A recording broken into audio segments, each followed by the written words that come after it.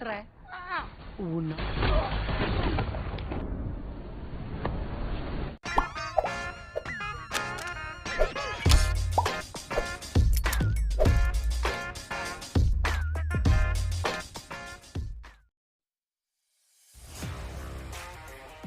Halo lurku. Oke, balik lagi bersama Mimin di sini guys ya. Apa kabar kalian semuanya? Semoga selalu dalam keadaan baik. Ya, baik dalam segala hal lah. Yang terpenting harus sehat dan isi dompetnya juga harus sehat juga ya guys ya, agar nggak lesu lah dalam menjalani hidup. Pada video kali ini Mimin akan membahas sebuah alur cerita film yang berjudul. Film ini menceritakan perjalanan pembunuh bayaran yang selalu mulus di setiap aksinya. Dia selalu bisa membunuh korban dengan sangat rapi tanpa ada jejak yang tertinggal, sehingga mulus seperti meninggal yang disebabkan karena kecelakaan. Namun dari film dia harus berperang melawan orang yang pernah menjadi kliennya. Karena merasa dihianati, dia pun membunuh mereka semua hingga rata menjadi tanah. Maka dari itu, siapkan posisi tersantui kalian, lupakan sejenak hutang-hutang kalian. Oke, mari kita masuk ke dalam filmnya. Pembukaan film kita diperlihatkan oleh seorang pria dan badut pembunuh maniak yang sedang berkelahi. Oleh karena itu, film ini mengajak kita untuk kembali kepada kejadian lampau penyebab perkelahian sesama pembunuh bayaran itu terjadi.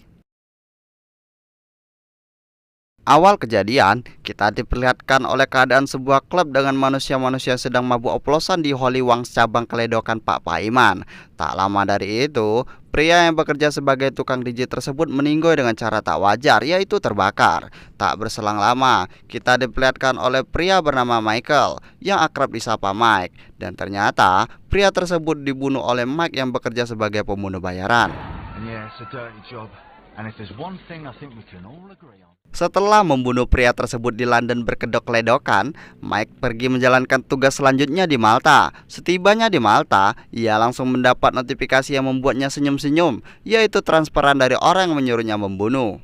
Tak berselang lama, Mike diserang oleh perempuan misterius yang membuat mereka berkelahi hingga seluruh perabotan di rumahnya rusak.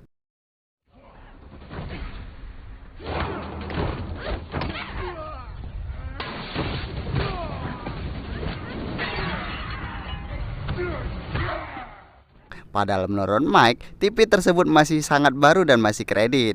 Setelah hampir dihajar habis-habisan, Mike menyebutkan kata flamingo yang membuat perkelahian mereka seketika berhenti. Ajaibnya, ternyata flamingo adalah sebuah sandi yang digunakan untuk menghentikan perkelahian. Perempuan tersebut bernama Xiuling, perempuan garang dan keras kepala yang diakui hebat oleh semua orang, termasuk Mike. Xiuling tak mampu mengendalikan amarahnya, termasuk saat bertemu dengan Mike. Ia selalu menghajar Mike tanpa aba-aba. Sembari merenung dan mengingat apa yang telah ia lakukan dengan orang yang ia bunuh, Mike memikirkan bahwa pertemuannya dengan Xiuling adalah sebuah karma atas apa yang selama ini ia lakukan, dan penggugur atas dosa-dosanya serta menjadikan perkelahian tersebut sebagai cara untuk melatih skill bela dirinya. Tak berselang lama, Mike bertemu dengan temannya yang bernama Fred yang sedang dihajar oleh 3 orang. Namun saat pertama, Fred mampu untuk melindungi dirinya dengan mengeluarkan api hingga orang tersebut terbakar. Sedangkan untuk selanjutnya, Mike menghajar ketiga orang tersebut dan membawa Fred pergi dari sana sebelum ada polisi datang.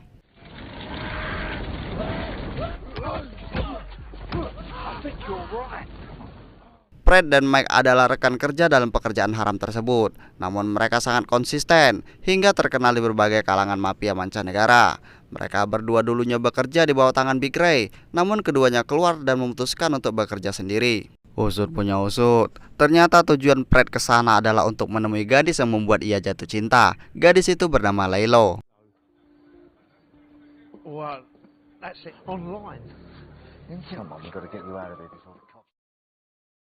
Mike pun membawa Fred ke rumah. Namun perkenalan isi rumah mereka tak berhenti di sana. Xiuling tiba-tiba datang dan menghajar Mike. Bahkan Xiuling juga menghajar Fred.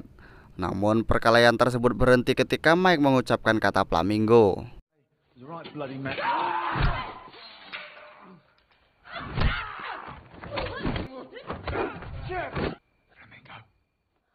Melihat keadaan tersebut membuat Fred bingung. Xiuling adalah musuh Mike atau teman karibnya, hingga Mike menjelaskan bahwa Xiuling adalah orang yang penting baginya. Keesokan harinya, Mike dan Fred mendapat orderan baru untuk membunuh pria tua yang mengaku hanya bertapa, namun malah menyiram bunga setiap pagi dan sore hari. Akhirnya, Fred melakukan aksi pembunuhan melalui alat yang ia buat. Dan benar saja, leher dan kepala pria tersebut pun akhirnya LDR dan memantul.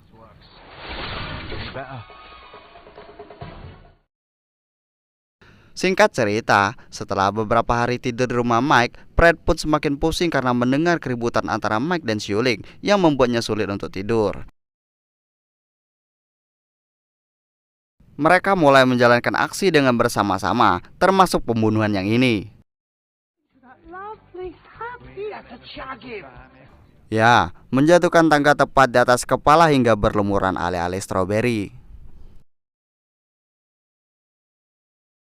Aksi-aksi mereka semakin mulus. Bagaimana tidak, mereka bahkan berlatih sebelum melakukan aksinya, serta mencoba berbagai teknologi dan cara agar orang yang mereka bunuh terlihat seperti kecelakaan.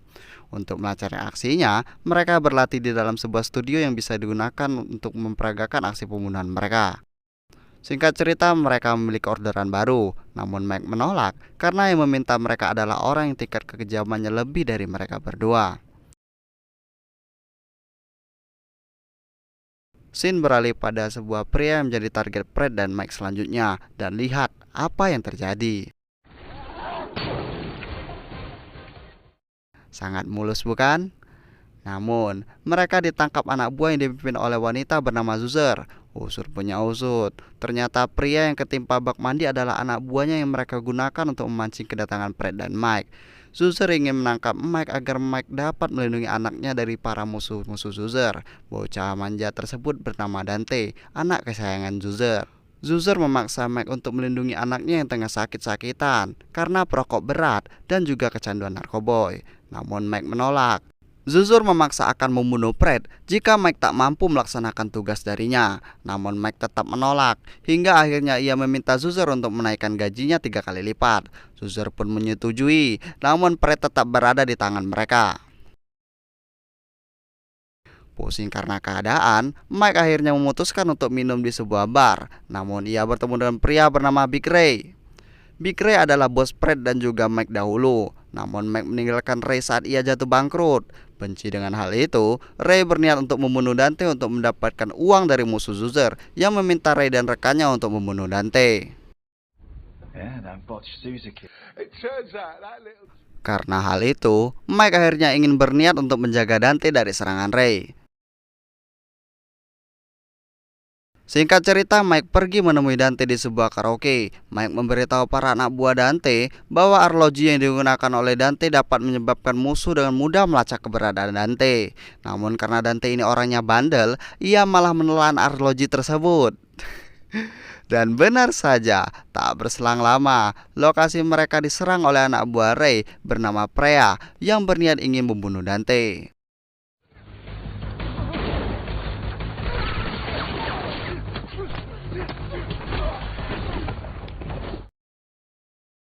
Setelah menghabisi semua anak buah Dante, tersisa Freya dan Mike yang ternyata Mike mempunyai nama samaran Palon. Meskipun dahulu satu rekan, Freya terpaksa menghajar Mike demi uang 9 juta dolar. Dan adu tembak, adu pisau, adu gelut pun terjadi hingga membuat Freya gagal mendapatkan uang 9 juta. Bahkan Freya juga harus meninggal dalam keadaan mata yang seperti Kang Bajak Laut alias mata satu.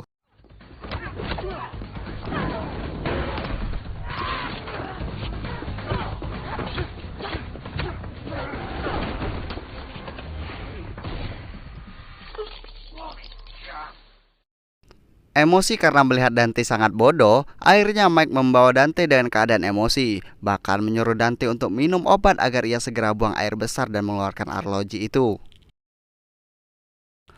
Singkat cerita, mereka kembali didatangi oleh pria yang ingin membunuh Dante bernama Yendi. Si anak manja Dante ini juga sering nantang dan seakan bisa hidup sendiri tanpa perlu perlindungan dari luar. Padahal dari luar sana, ada banyak orang yang mengincar nyawanya.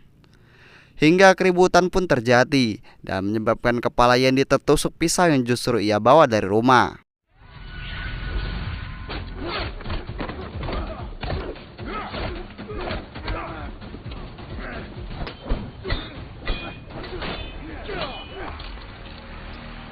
Is it dead?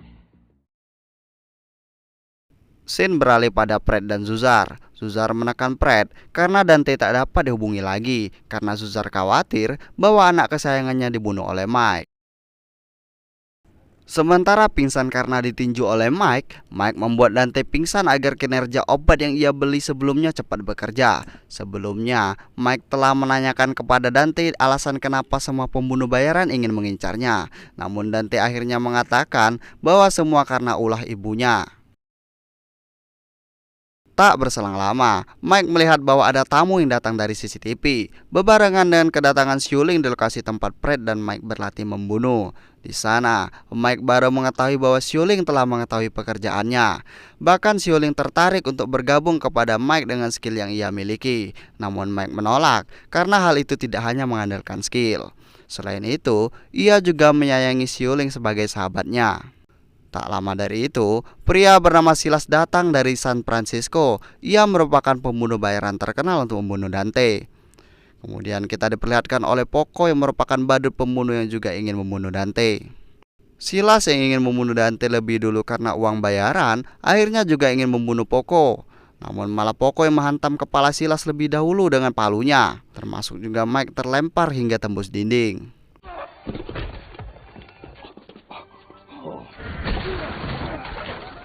Untungnya Xiuling datang di waktu yang tepat. Silas yang belum meninggoy akhirnya bertarung melawan Xiuling sementara Mike melawan badut psikopat. Baku hantam pun terjadi.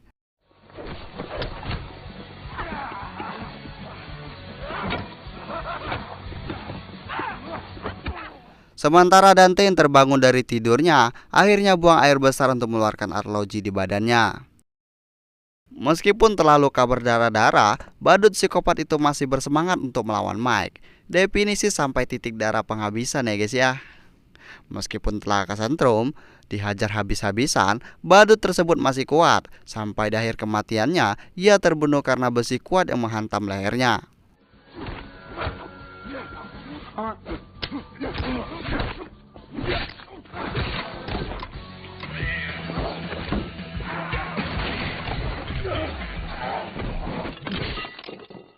Sedangkan Xiuling mampu membunuh Silas dengan mencekik lehernya menggunakan rantai.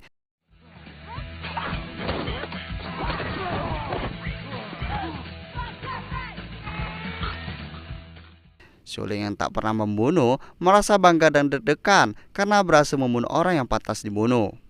Kebahagiaan mereka berhasil menyelamatkan Dante tak lama karena mereka kedatangan ninja bernama Oyumi. Kedatangan Oyumi membuat Mike kaget karena lawannya kali ini cukup kuat dan sebanding dengannya. Meskipun begitu, dia harus menyelamatkan Dante agar bisa menyelamatkan Fred temannya. Perkelahian pun dimulai, sementara Xiuling langsung lemas dengan sekali pukulan.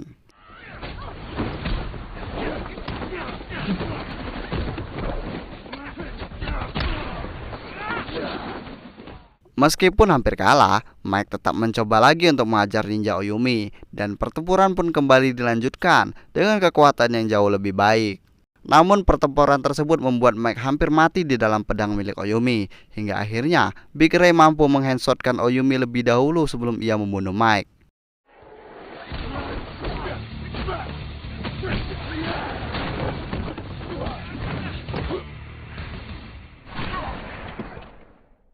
Namun ternyata tujuan Ray melakukan itu untuk menunjukkan kepada Mike bahwa ia akan menghabisi Dante di depan wajahnya. Membagongkan. Selain itu juga karena Mike telah dirawat oleh Ray sejak kecil sehingga terlihat benih-benih sayang di antara mereka. Ray emosi karena kejadian waktu di London yang Ray anggap sebagai pengkhianatan. Meskipun begitu, Ray tak pernah berniat untuk membunuh Mike dan Fred. Bahkan Ray juga menghentikan niatnya untuk membunuh Dante. Selanjutnya kita diperlihatkan oleh Mike yang berniat untuk mengembalikan Dante pada ibunya agar ia bisa membawa Fred. Zuzar mengatakan bahwa ia akan melepaskan Fred, namun Mike dan Fred harus keluar dari pulau tersebut. Maka jika tidak, ia akan membunuh Fred dan Mike. Fred yang akhirnya berada dalam dekapan Mike akhirnya bersatu kembali dengan Ray. Selanjutnya kita diperlihatkan oleh pertunjukan ledakan besar. Ledakan tersebut keluar dari alat yang dimiliki oleh Ray, sama seperti yang dimiliki oleh Fred sebelumnya, hingga mampu memutuskan kepala Dante dan lehernya. Singkat cerita, kita diperlihatkan oleh selfie antara Fred, Mike, dan Ray yang berhasil membunuh Dante dengan bukti sepenggal kepala Dante dengan gaya candidnya. Dengan begitu, mereka yang sempat berbeda pendapat karena Ray berniat untuk membunuh Dante karena uang, sementara Mike berusaha melindungi Dante untuk Fred, namun akhirnya mereka dapat berpesta ria saat Fred kembali pada mereka dan Dante meninggal sesuai dengan permintaan customer mereka yang baru. Sangat membagongkan. Ya, kesimpulannya mereka membunuh Dante di waktu yang tepat ya guys ya. Kemudian Fred, Ray, dan Mike berpesta karena berhasil menjalankan tugas mereka sebagai pembunuh bayaran. Tak berselang lama, Xiuling datang membawa Laylo, yaitu perempuan yang dicintai Fred. Xiuling menemukan Laylo di sebuah bar tempat ia sering menongkrong. Dan akhirnya Fred bertemu dengan jodohnya, tapi bohong. Menurut Mike itu hanya berlangsung 2 minggu. Laylo kabur setelah mengetahui bahwa Fred adalah seorang pembunuh berdarah dingin. Penutupan film, Mike menceritakan akhir kisahnya dengan uang 9 juta yang mereka dapat dari membunuh Dante anak Zuzer. Uang itu mereka investasikan, sementara mereka kembali mengarungi dunia. Dan film pun rampung. Ya, mungkin segitu saja guys ya pada video kali ini.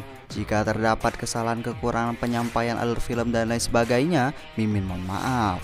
Support terus channel ini. Jangan lupa like, comment, and subscribe, serta nyalakan lonceng notifikasinya. Dan sampai jumpa pada video selanjutnya.